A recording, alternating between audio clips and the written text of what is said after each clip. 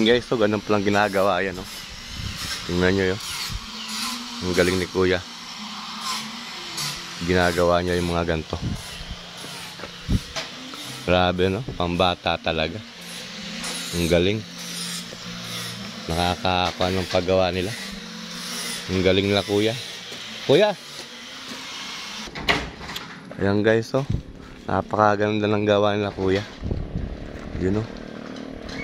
Grabe, di ba? Pakahusay.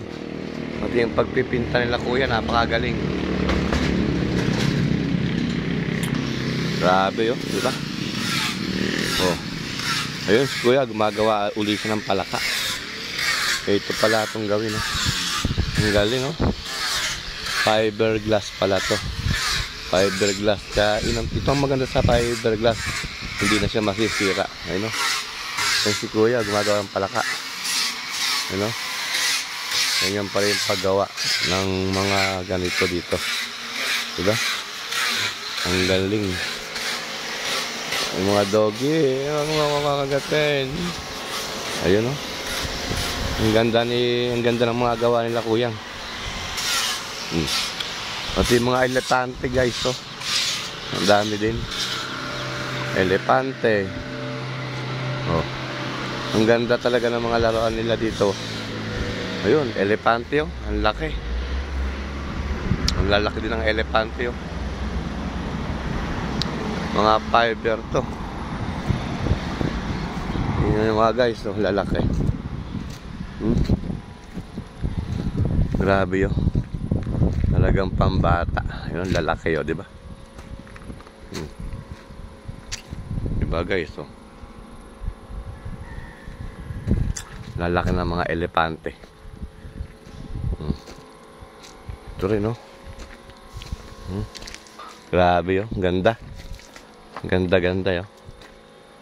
Oh, di ba? Sobrang laki niya. Detalyado.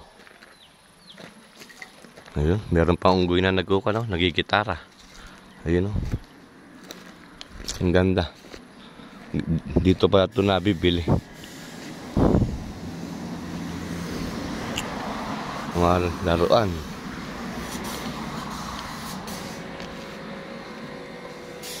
Grabe, ayun si Mama Mary, oh. Ang laki din ni Mama Mary, oh. Mama Mary, gabayan niyo po kami sa aming pag-uwi. Ayun. Salamat po. Ayun.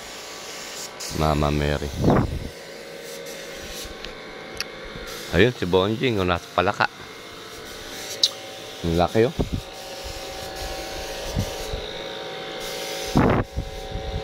So, gumagawa sila uli. Mahal ang inaabot nito sa mga fiber, eh. Ha? Bili tayong chinelas ko, no? Maganda lang. Saan? Panlakad, pwede pang alam. Galing. Kagaya na chinelas ko yung